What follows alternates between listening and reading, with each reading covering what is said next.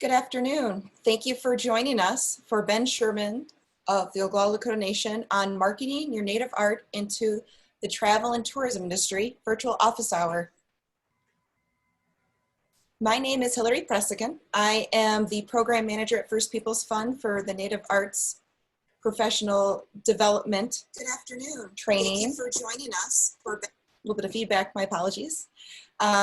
The FPF Resilience webinar series has been developed to continue our work to enhance the business and entrepreneurial skills of Native artists and cultural bearers, as well as expand our virtual community during these rapidly changing times. In this bi-weekly webinar series, First Peoples Fund and our nationally recognized Native Arts Professional Development Trainers, or NAPD trainers for short, will deliver values-based, topic-focused webinars on Mondays, followed by technical assistance office hours on Wednesdays today to follow up on and answer any questions regarding the Monday webinar. Some upcoming webinars we have is a business plan focus with David Fleming from the Ojibwe Nation. It looks like, oh, yep, it is on August 24th and 26th. We do have that posted on our it will be next week on our Facebook page, and we already currently have it on our website. So check it out and register. Other virtual programming, the Rolling Res Arts program has their Saturday Art Live on August 22nd with Jada L. Gray Eagle from 5 to 6:15 p.m. Mountain Time. Her topic is going to be about photography, and the musical guest is to be announced. So check out our Facebook page for more information. We also want to announce that Rolling Res Arts is taking part in this year's Red Can event with the Cheyenne River Youth Project happening this week, but virtually through partnering with the Social Distance Powwow. So check out the Social Distance Powwow Facebook page, as well as Facebook's, First Peoples Fund's Facebook page for more information. Other programming, the fellowship applications are open at FPF. The deadline for applications is on August 31st at 5 p.m. Mountain Time. Please check out our Facebook page and website for more information. Just a few reminders to everyone listening before we start that this is a recorded webinar, which will be available within 48 hours of the webinar concluding on our Facebook YouTube page, which I will be sharing those links in both the Zoom and Facebook live chat boxes. If you're in Zoom, please keep yourself on mute. And after Ben is done with his about 30-minute presentation, we will bring people that are in the Zoom room virtually into a talking circle to ask him questions directly about the content covered today. And before we start this webinar, I would like to respectfully acknowledge that the land the First Peoples Fund is on and where I'm calling from while hosting this webinar is on Lakota land and part of the Oshete-Shakoween Seven Council Fires in the sacred Heesapa Black Hills. I also recognize that many of you participating in this live webinar or watching this recording come from many places near and far, and I want to acknowledge the traditional lands and caregivers of those lands that you are on as well. And now it is my honor to introduce again Ben Sherman of the Oglala Lakota Nation on marketing your native art into the travel and tourism industry. Thank you, Ben. Thank you, Hillary. And I too would like to acknowledge the original landowners of this area that I'm in, which is in the Denver, Colorado area. and it happens to be the treaty people are the Cheyenne and the Arapaho, and then the people with pretty much the longest inhabitancy here in Colorado are the Ute people. So that's my acknowledgement and my declaration of respect for them. Okay, I'm from the Pine Ridge Reservation. I've been involved in tourism for 27 years, I believe it is, both domestic and international tourism. And so I kind of know it from the top to the bottom, and I've paid particular attention to cultural and nature-based tourism, which is, of course, the tourism that Native Americans are most likely to be involved in. We'll say more about that later. I'm going to have a PowerPoint presentation here, which I had 2 days ago. I went through the entire thing, and we will summarize parts of it as we go through quickly today. And then there will be parts of it that we will dwell on a little bit longer that I want to emphasize, which was about community-based tourism. The cover sheet here, the Zuni people, this is their community-based tourism shown in a very large banner, and I'll say more about that just a little bit later. So let's get on into the presentation here. Okay, the question is, what is travel and tourism? What is the industry? And I believe you all know what that is. Tourism is simply going from one place to another for either business or pleasure. And then travel, that's the act of moving people from one place to another. So we combine the two terms there. And I list here a few sectors of the travel and tourism industry. It is one of the largest industries in the entire world, employing about 1 out of every 10 people worldwide. And the segment that we want to talk about is culture and nature-based community tourism. And that includes the arts, the heritage. So we'll get more into that and define how learning about that is useful to you folks. So, and then I went through the advantages on Monday, and there are definitely advantages for the artists to expand your sales and your income as you explore out into the tourism industry and find new marketing outlets, new opportunities. There are some disadvantages that we must mention. It'll take time and resources to research and plan how you're going to be involved in it. And that costs money and costs time. And then there's the travel away from home to be more involved in tourism industry.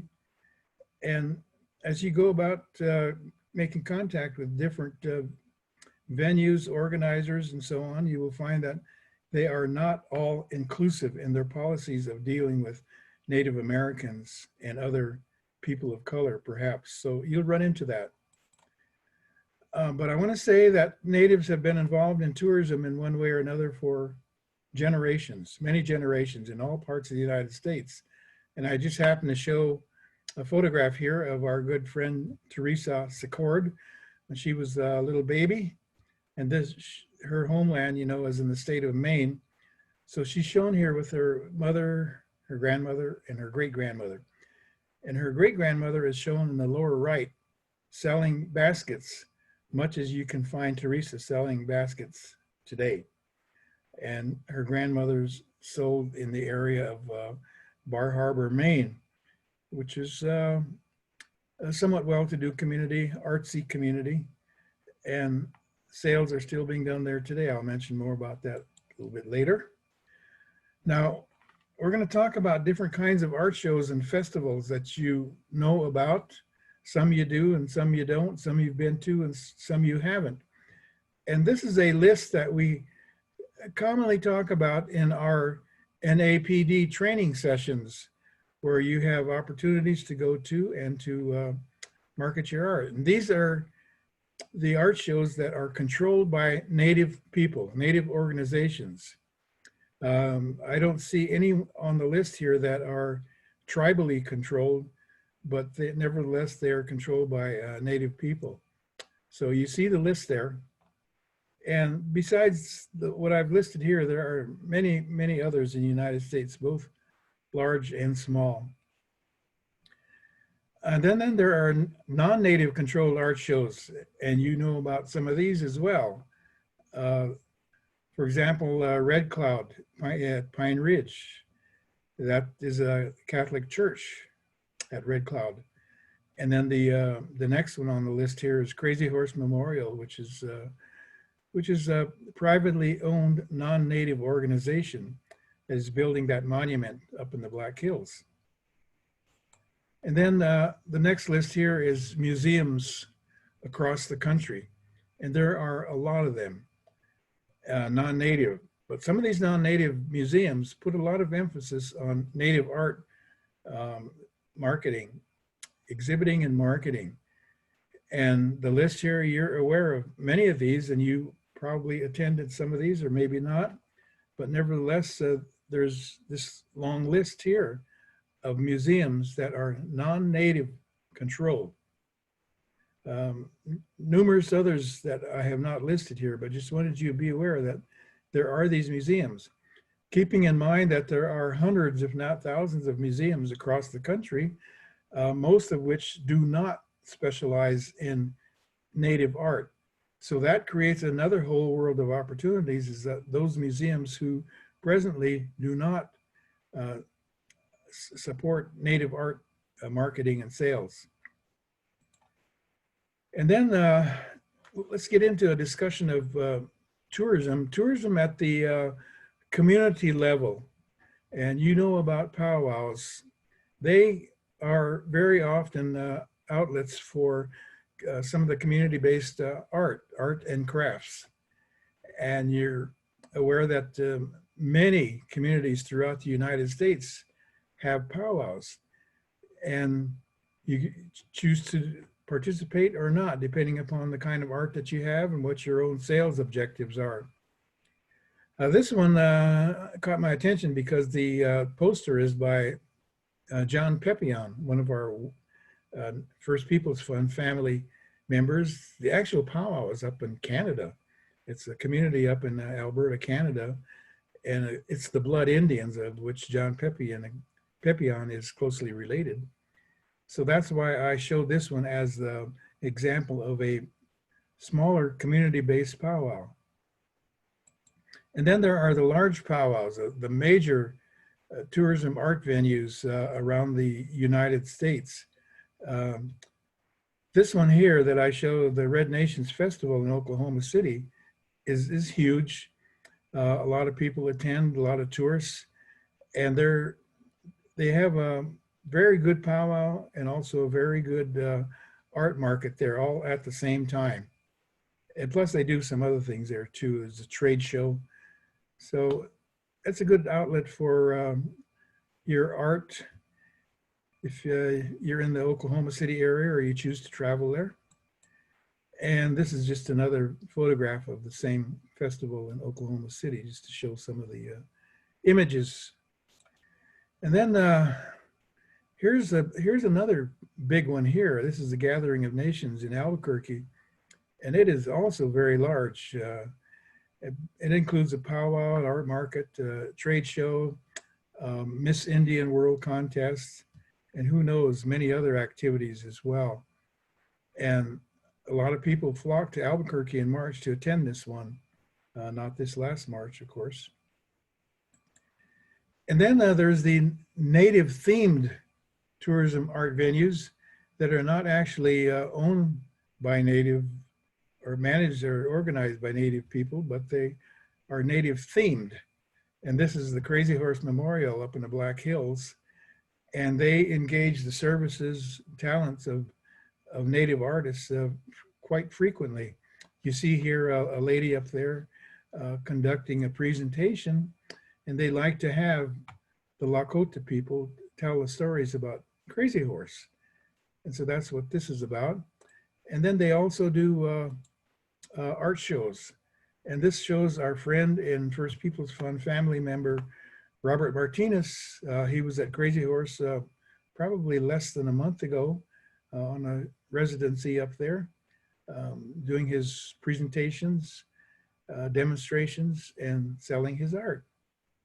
So they are, according to Robert, they are very professional up there in how they deal with the artists, and he seemed to enjoy doing that show. And this is Robert again, busy guy. This was 2 or 3 weeks ago when he was at Cody, Wyoming at the Buffalo Bill Center. And again, he had a short residency there. That, of course, is Western themed. The Cody Museum there.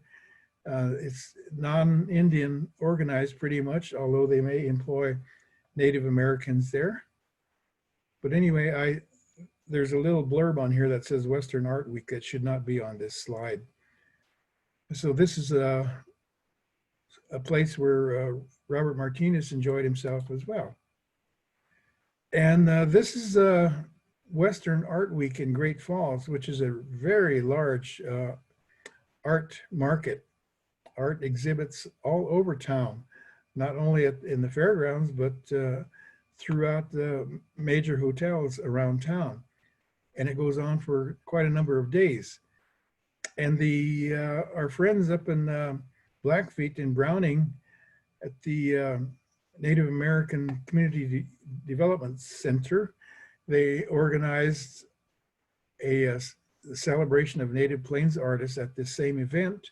And this was as part of the First Peoples Fund project that we had with them up there in Browning.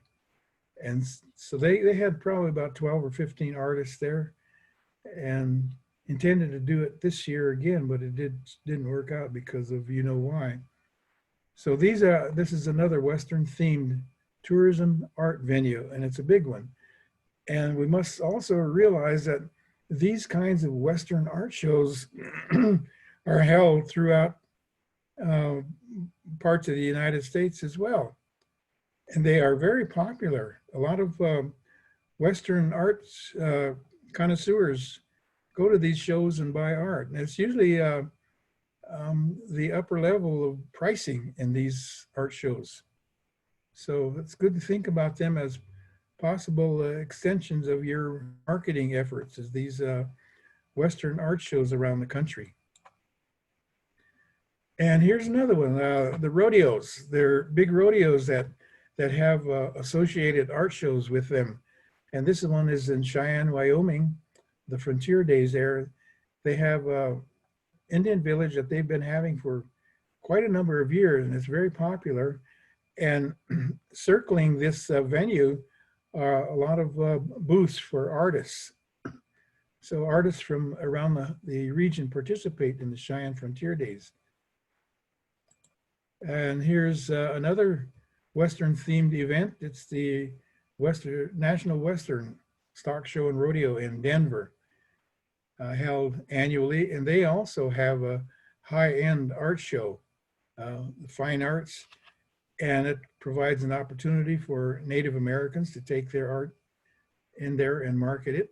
But we don't see many, if any at all, Native Americans at this show, and I'm not sure why.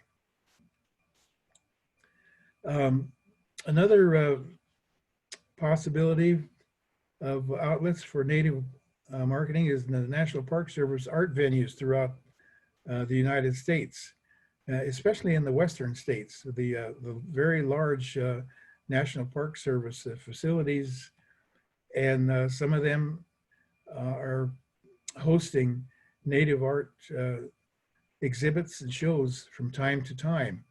And this one happens to be at Glacier Park Lodge. This is the lodge itself. And they have shows there from time to time. And it's usually the Blackfeet from Browning that participate in this one here. There are other, of course, National Park Service locations throughout the country. And this is just a few of them. But it just happens that at these examples here, there are Native communities that are considered gateways to them. Some are very, very close or adjacent to these National Park Service locations.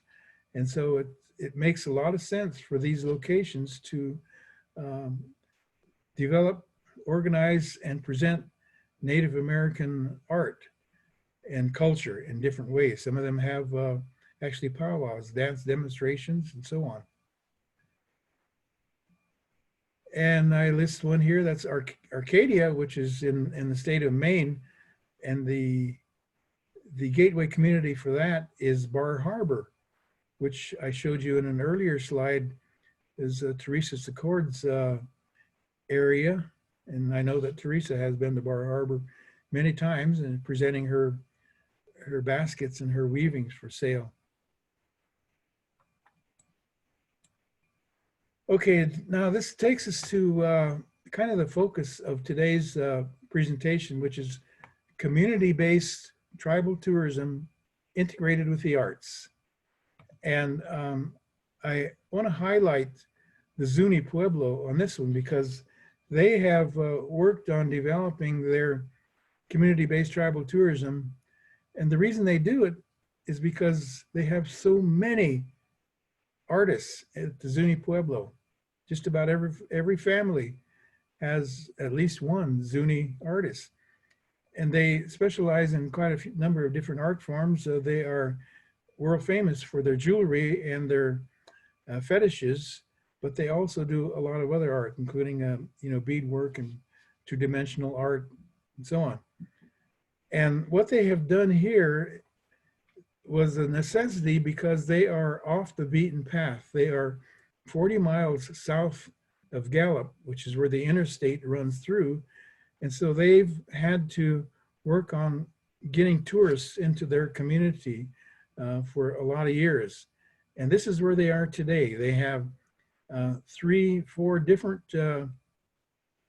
different kinds of enterprises going to bring tourists in and to get them connected with the artists. And they have a tourism office to begin with, and that's been established quite a number of years ago. And in the same building, they have what they call Zuni Pueblo Main Street. And Main Street is a national organization of which Zuni was the first Indian organization to participate in Main Street. And what the Main Street does is it works with the artists who run an organization called the Zuni Pueblo Art Walk. And together, those 3 organizations bring the tourists in and take them right into the communities and into the households and home galleries of tourists so that the artists can make their pitch and sell their art to the tourists. So this is a very unique and very progressive way of developing their marketing for purposes of selling their art, of which there is a lot in that community. So that's Zuni Pueblo. Very proud of what they're doing. Have a close relationship with them through First Peoples Fund. They are one of the grantee partners of First Peoples Fund. And this is shows a little bit more. They also have a cooperative, and they have developed a facility there. They call their cooperative the Ancestral Rich Treasures of Zuni Arts, and it's an all-volunteer organization. It was developed on a volunteer basis by the artist leaders in the community and run by them. And they display their art right there on the main drag of Zuni Pueblo. Another very commendable effort by the Zuni artists. And it's all because of their own leadership, Zuni artist leadership.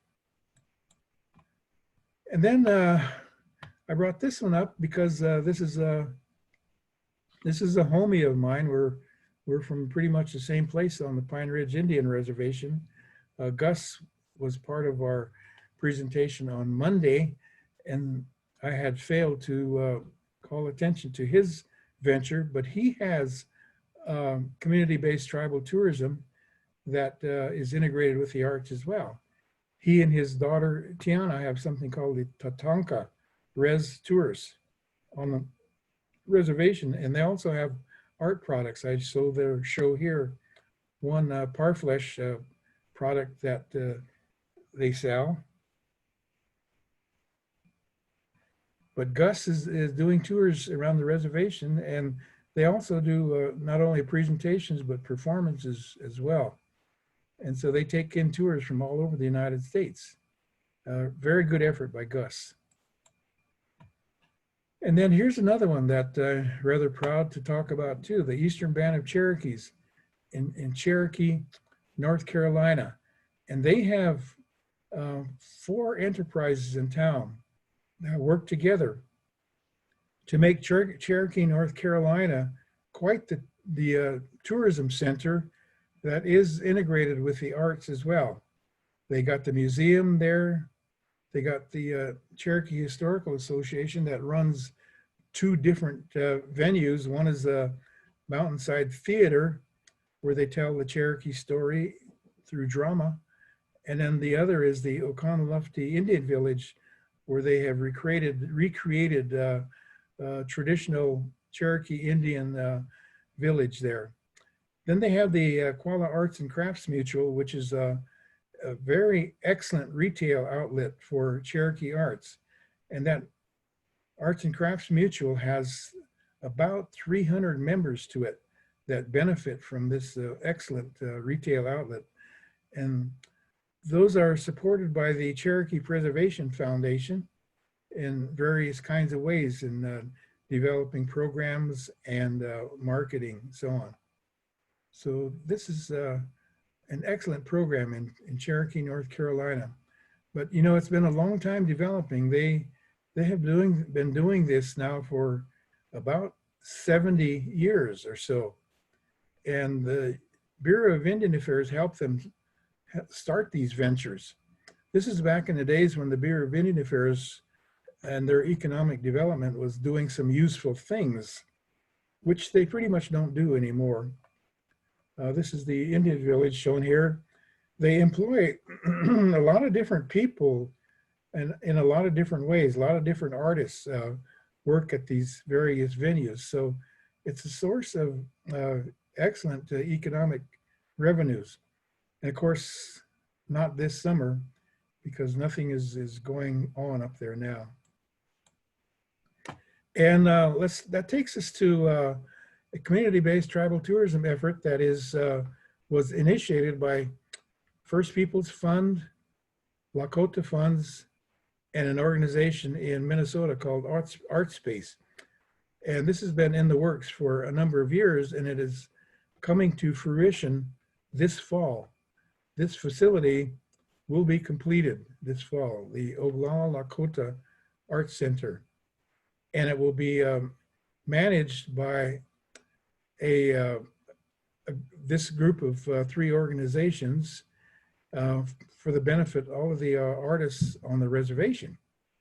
So this is going to prove to be quite a tribal tourism venture with a lot of focus on the arts. And I could say a lot more about that, but we're out of time.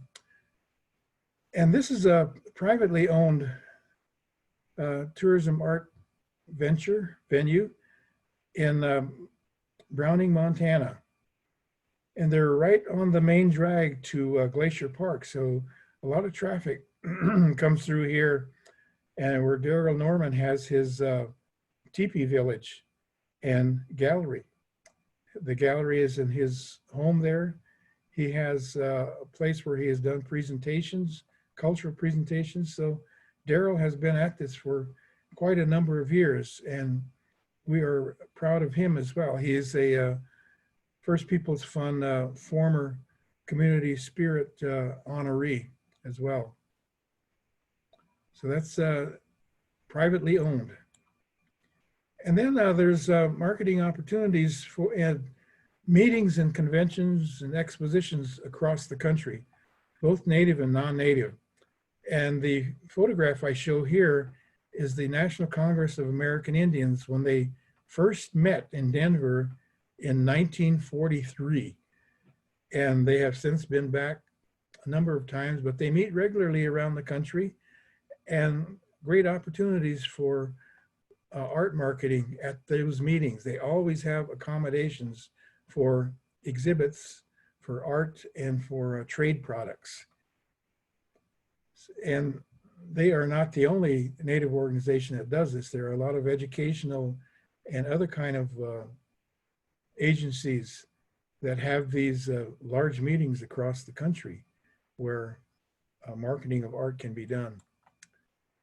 So we're at this point now where we're going to wrap this up. And I showed you this yesterday. Little bits of advice that we have and try to answer your questions. It helps if you work cooperatively. And that's how these venues were developed in these various communities, is by people working cooperatively. And I show a few artists from Montana and Wyoming that work together to improve their opportunities for selling and to also reduce their costs.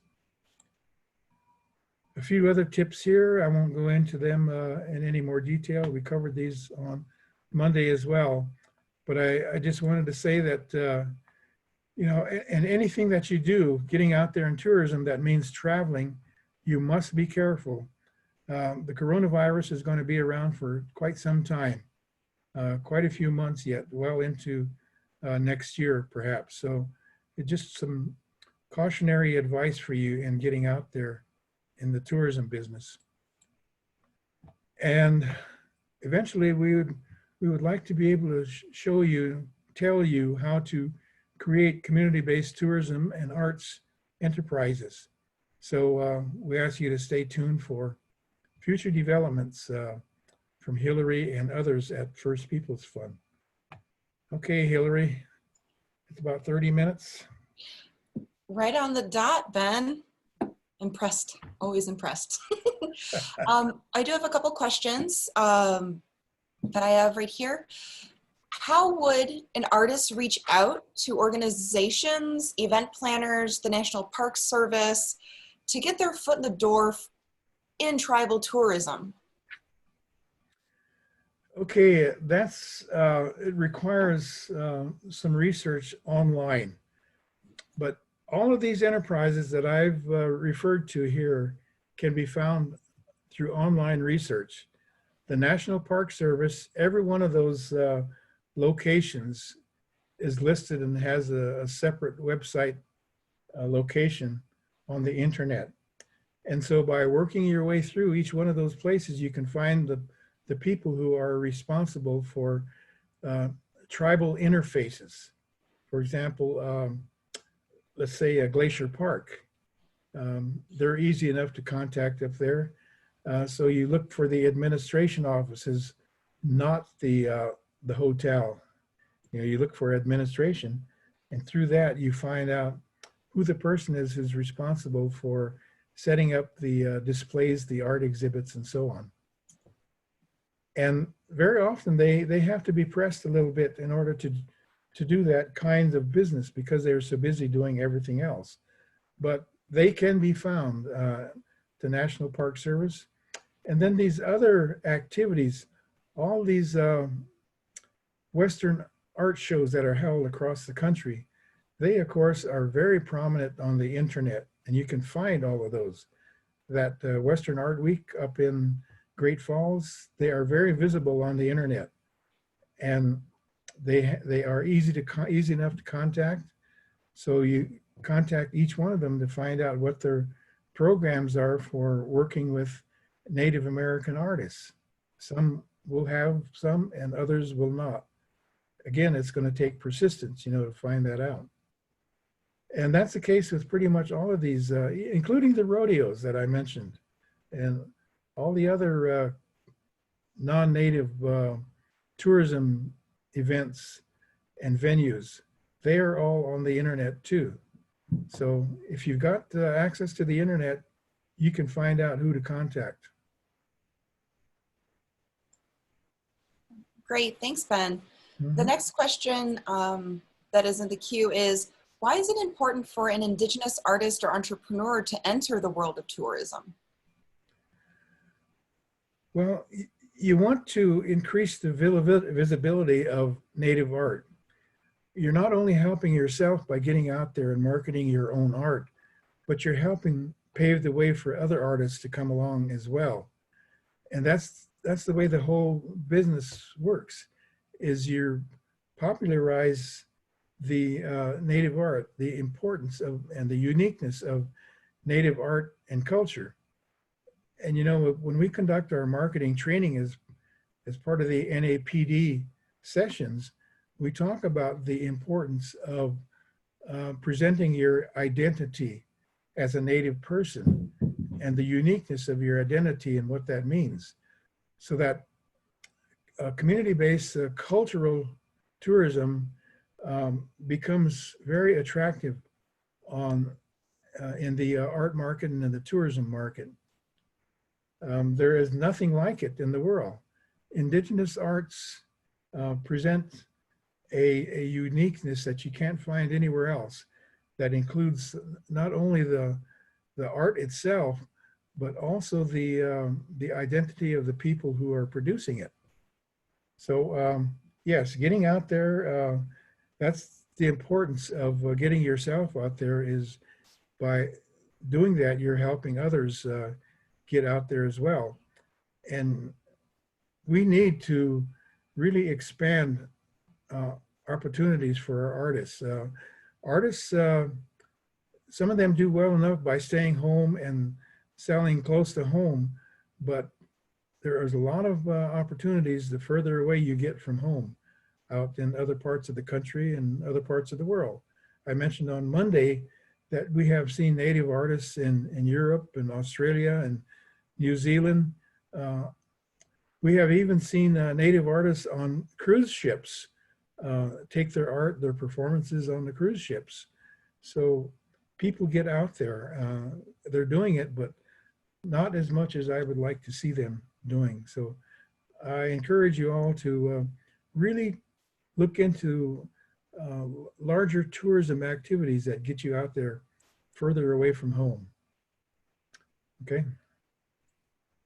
And when you just brought up the point, Ben, I just thought of this question to ask you. Could you compare what other Indigenous cultures, Aboriginal cultures, for example, you brought up Australia and New Zealand, what are they doing different than what we're doing here in the US, both the good and the challenging? And would you suggest our tribal tourism industry take some tips from other Indigenous cultures around the world? Yes. There are two or three different countries that are doing Indigenous arts and tourism fairly well, and one of them is Canada. Canada is probably our best model for the development of tourism and related arts, and they've been at it for quite a number of years. They are definitely more advanced than we are here in the United States. They are organized from coast to coast. They have a national organization that is really doing well. They've gotten good funding from the government. They're in deep trouble right now, and they're having to look at different ways of helping the artists in these difficult times. But they'll get through that eventually and continue to be one of the leaders in the world. And the way they did that was to do some research from coast to coast, real good research. And they published some documents which showed how well the communities would be able to respond to tourism programs. And so the leadership up there in Canada was able to take those research reports around the country to different government agencies and get funding necessary to help develop those tours, those art markets, and everything else that they do to present themselves to the public. And they work very well with the destination management organization. Destination management is important as well. Some of these tourism organizations in Canada, you know, that deal in national tourism efforts, they are now very well aware of the viability of Indigenous tourism in Canada. And they know that they can market those Indigenous tourism operations worldwide the same way they market the rest of Canada's tourism. So, you know, they're marketed in places like Australia and China and so on. So they get international attention as well. And the other country is Australia. Now, Australia, you know, it's a vast country with a lot of indigenous people in the interior part of the country. And so their challenge there was to get the tourists to go to the interior parts of the country and not just go to places like Sydney and Melbourne and Perth, but to actually travel into the country. And through that effort with the tourism fathers of Australia, they were able to find ways to get a lot of the tourists into the interior where they can meet indigenous communities and benefit those communities. So, you know, there's just another way of doing it.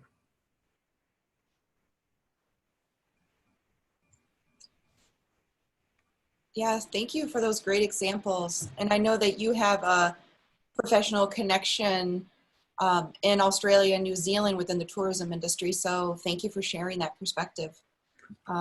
Yes, but let me also say, you know, that's the positive side of it, mentioning but Canada and Australia, they still have difficulties. They have a lot of work to do in order to, you know, relieve a lot of the poverty that exists out in the communities and to improve their economies.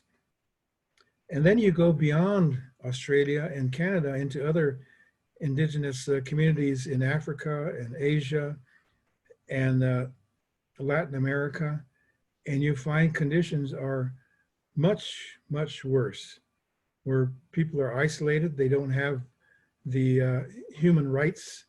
They have a lot of barriers to advancing themselves in tourism and the arts. So I want to throw that in there too. Not everything is rosy in this world for indigenous people and improving their economies through tourism and the arts. And we're doing a lot of work in that area too, you know, to try to find ways of advancing the economies of all these communities throughout the world. There are, I forget the exact number of indigenous people in the world, but it's in the multi-hundreds of millions. So, and a lot of different communities. I mean, the thousands of different languages. I mean, 7,000 different indigenous languages in the world. And so just the act of trying to figure out what's there and finding ways to support their advancement is a job in itself.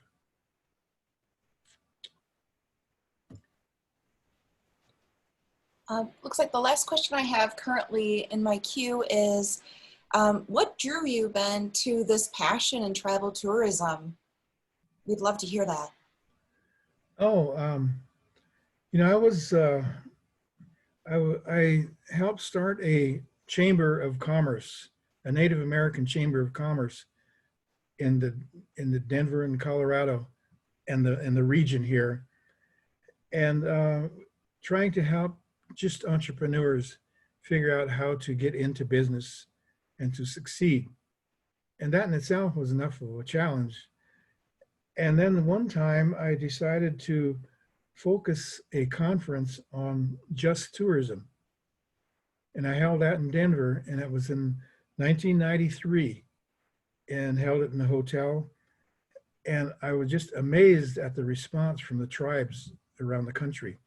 We had a standing room only attendance, and indicated the interest that tribal people held in tourism. And this was back in the days before casinos were really exploding across the country. So tribes were interested in cultural tourism back then. And so we did whatever we could to help them learn more about it. We were learning ourselves more about it, but we continued to do these conferences and workshops around the country ever since then, since 1993. And we eventually formed the American Indian Alaska Native Tourism Association and had good support for that.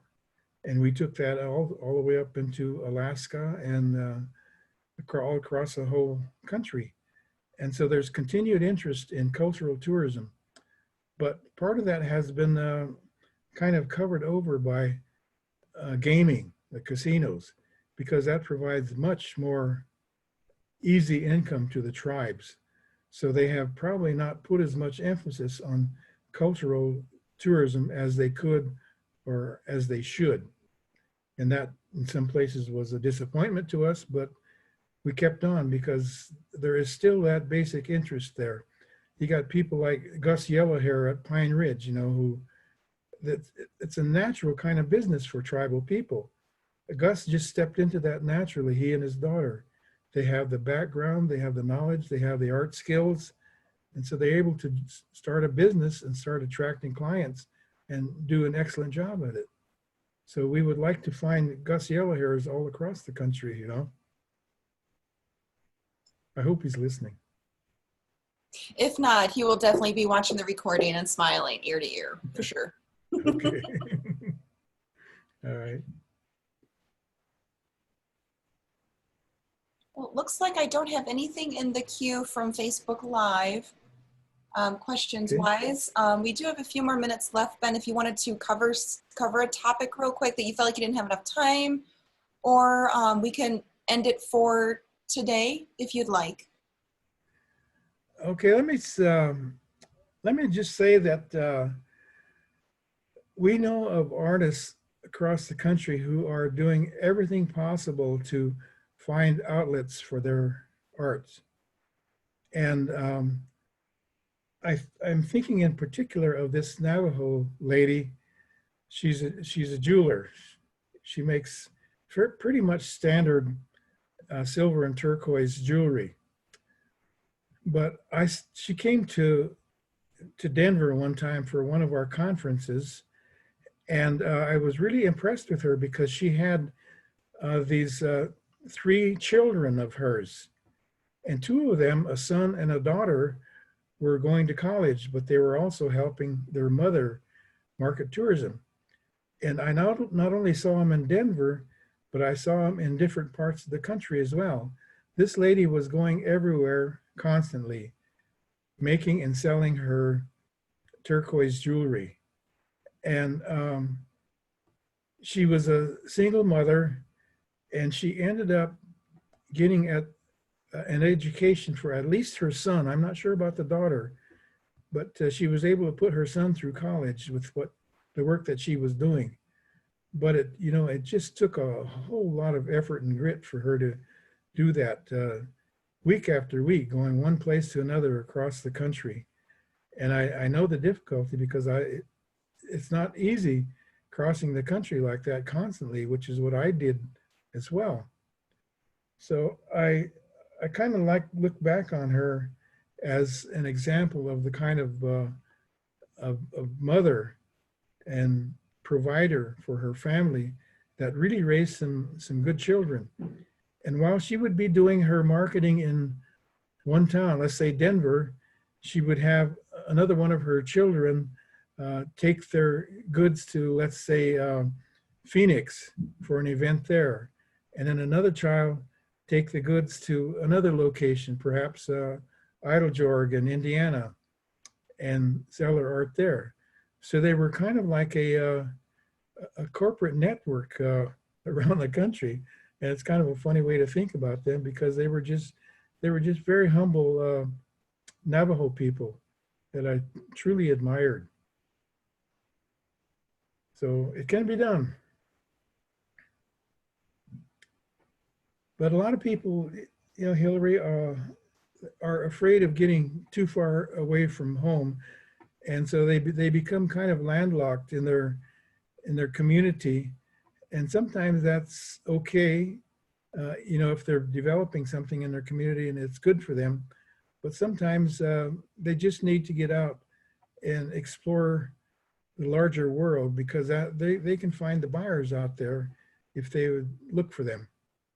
Yeah, Ben, and to follow up on that with a question, how would you recommend somebody that really does feel landlocked in their community? Like, how could they build up that confidence to move outside of that world and into different venues, into different communities, like you just suggested?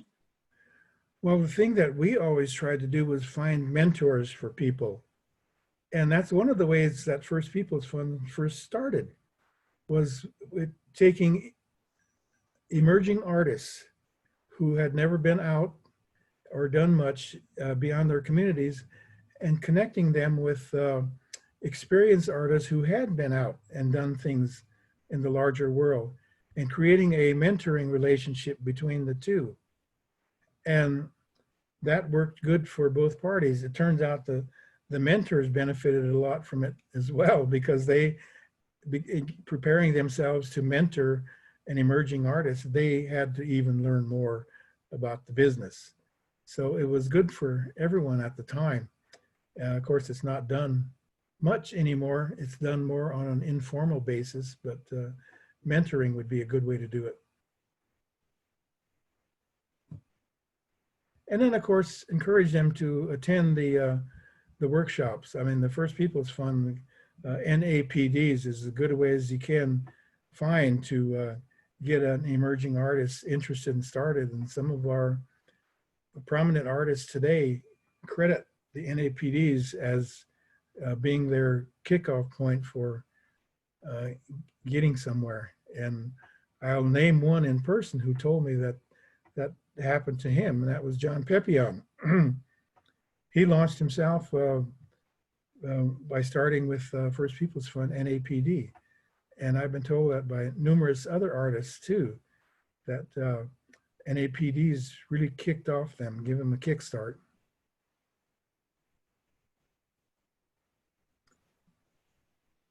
It's always wonderful to hear, and it seems like more often than not, working with the amazing NAPD trainers here at FPF, there is a similar story. A lot of our trainers, like John Pepion and others that you've shared in this conversation, they're NAPD trainers themselves.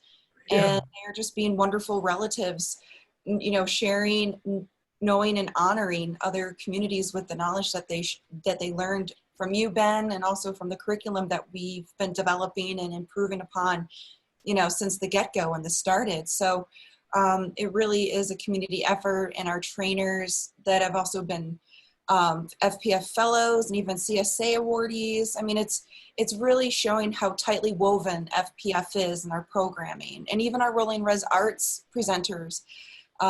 Like we've been talking about, Gus Yellowhair being a focal point today. He's been on the Rolling Res Arts bus. He is one of our NAPD trainers, just a really strong community supporter for his people. So it's just wonderful to see that tightly woven community and system that FPF has. And it definitely spreads to all the tribal communities that we do interact with or reach out to us for assistance. Right. And you know, all that didn't happen by accident either. That's all been carefully planned. And I really credit First Peoples Fund for following through the years and maintaining that sense of unity and family in everything that is done. Well, I think that's a wonderful note to leave on for our virtual happy hour. Very well put, Ben. Thank you. Okay. I want to thank Ben, as always, for being such an inspiration, support, and guide for us here at FPF, and also in this tribal tourism industry, which is something I probably, amongst other people that are watching this webinar, either live or in the recording, that this is it's not new, but it's becoming more of a dominant topic for Indigenous artists and entrepreneurs to really focus in on, just not in South Dakota, but in other states across the nation and other tribal communities across the nation that share the same geography. And so I really see this expanding into other areas, and I really truly appreciate your time as always, Ben. Want to thank everybody watching too as well for spending time with us. We always enjoy your company virtually, and I did share the link on Facebook Live for David Fleming from the Ojibwe Nation in Wisconsin. He's going to be focusing on revising your way of doing business in these times of COVID. So it's going to be a business plan focus from our NAPD manual section. So that should be really great. David's a hoot to watch live virtually. So please click on the link to register. And thank you again for your time. And then as well, Ben, have a wonderful week. And thank you again for everything that you've shared. As we say, doksha ake. We have no word for goodbye. That means until again. Wonderful. Thank you. Have a great day, everyone.